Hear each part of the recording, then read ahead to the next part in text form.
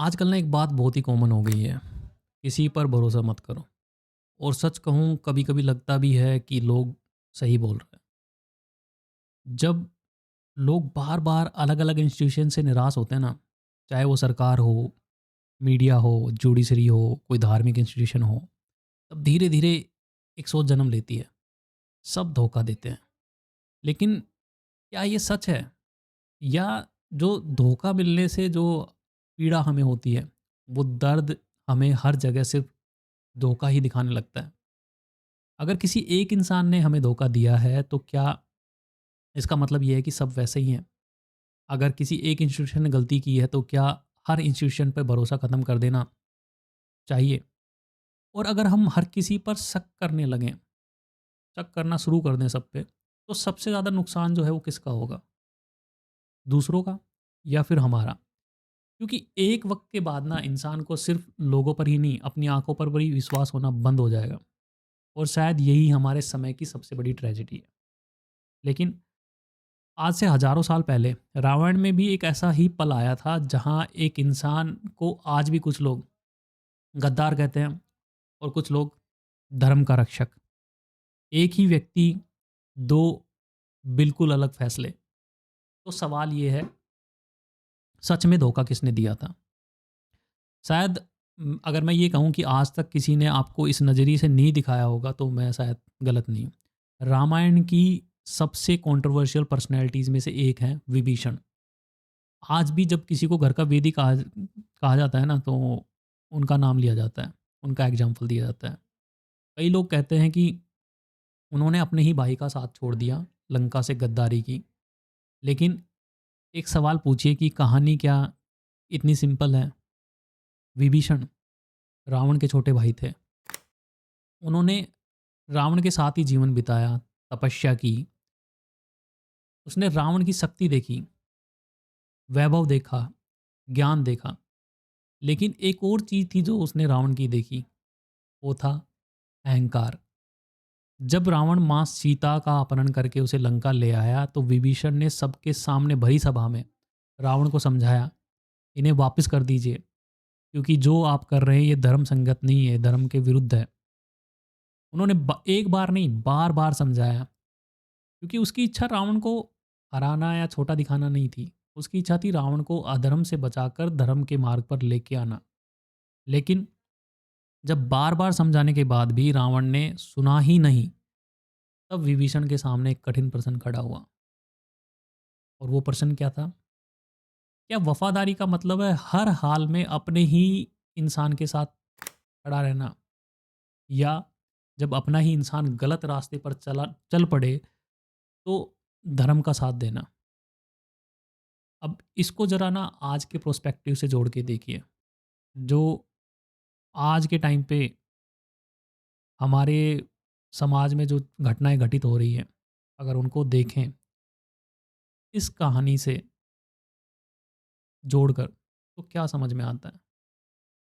आज जो चीज़ें हो रही हैं, जो इंस्टीट्यूशंस फेल हुए हैं और जिसके कारण आज लोगों में, बच्चों में आक्रोश का भाव है, तो क्या ये हमें सोचने पे मजबूर नहीं करता कि क्या हमें, मतलब आंखें बंद करके उन लोगों पर भरोसा करना उचित है, जिनको हम पहले से ही समझते थे? क्या वो आज वाक़ई में सही हैं, या उनकी बनाई गई नीतियाँ वाक़ई में सही साबित हो रही हैं? ये सोचने की बात है। और इसीलिए मैं कहता हूँ कि चीज़ों को ना सनातन पर्सपेक्टिव से देखना बहुत ज़रूरी है। क्योंकि देश, समय, काल ये सब बदलते हैं। लेकिन जो सीख हमारी हिस्ट्री में लिखी हुई है ना, जो हमें सीख मिलती है हमारे धर्म से, हमारे ग्रंथों से, साहित्य से, वो रिप्लेसेबल नहीं है। ठीक है?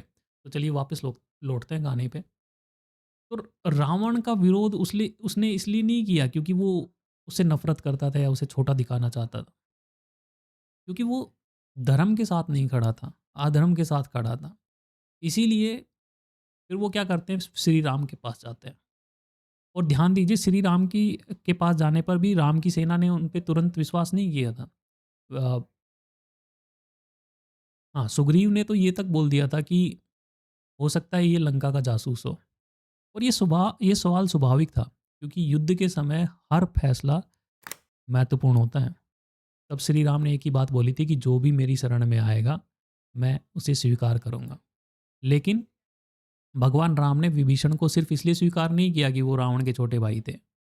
उन्होंने उसका चरित्र देखा, उसका उद्देश्य देखा और उसके अंदर जो धर्म था, धर्म की भावना थी वो देखी और शायद यहीं हम सबसे बड़ी गलती कर देते हैं। हम लोगों को एक ही लेवल से देखते हैं कि ये मेरे साथ है, ये उसके साथ है, ये हमारी साइड है, ये उनकी साइड है। लेकिन जो धर्म है हमारा सनातन, वो या सनातन में जो धर्म की डेफ़िनिशन है, वो धर्म जो है, वो किसी को भी एक ही नज़रिए से नहीं देखता। वो डिफ़रेंशिएट करता है सत्य क्या है, असत्य क्या है, ठीक है? और फिर लोगों को डिफ़रेंशिएट करता है। अब थोड़ा अपनी ज़िंदगी की तरफ वापस लौटते हैं। आज हम अक्सर कहते हैं कि सिस्टम ना हमारे साथ न्याय नहीं करता, मीडिया पर भरोसा नहीं है, नेता या पॉलिटिशियंस हैं वो झूठ बोलते हैं, जुडिशरी पर भी सवाल उठते हैं और कभी-कभी ये सवाल ना वाक़ई ज़रूरी भी होते हैं। लेकिन एक खतरा ना यहीं से शुरू हो जाता है। जब बार-बार निराशा मिलती है तो हम धीरे-धीरे हर चीज़ को एक ही नज़रिए से देखना शुरू कर देते हैं। जब और सब ना फिर क्या लगता है कि सब एक जैसे हैं, सब बिक चुके हैं, सब धोखा देखते हैं और इसी पल हमारा विवेक हमारे दर्द के नीचे ना दबने लगता है। क्योंकि दर्द का एक स्वभाव है कि वो हमें बचाना चाहता है। इसलिए वो कहता है कि दोबारा किसी पर भरोसा ही मत करो। लेकिन अगर हम इस आवाज़ को सच मान लें, तो धीरे-धीरे हम सिर्फ़ बुरे लोगों से ही नहीं, अच्छे लोगों से भी दूर हो जाएँगे और फिर सिर्फ़ रिश्तों का नहीं, समाज का भी नुकसान होता है। विभीषण ने हमें एक बहुत ही गहरी बात सिखाई।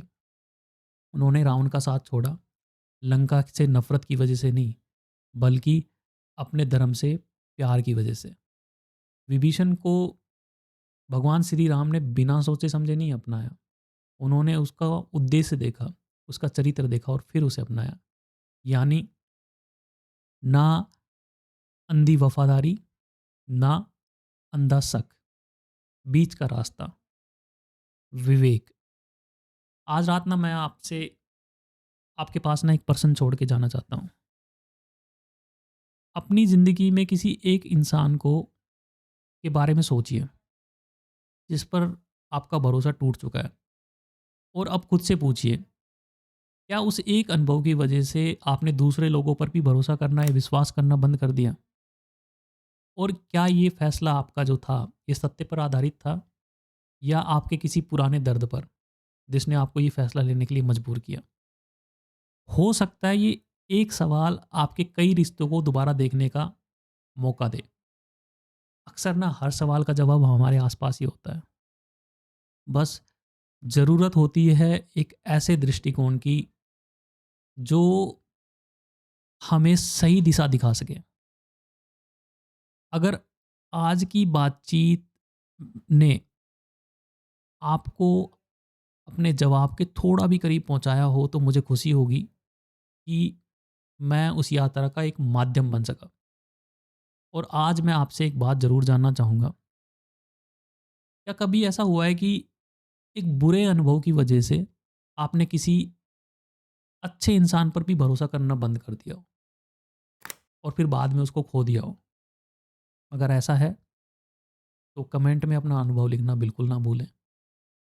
लास्ट में जाते-जाते बस एक ही बात, विश्वास कीजिए और विवेक के साथ। मैं मिलता हूँ आपसे अगली बातचीत में एक और मॉडर्न प्रॉब्लम के एंशिएंट पर्सपेक्टिव के साथ। जय श्री राम।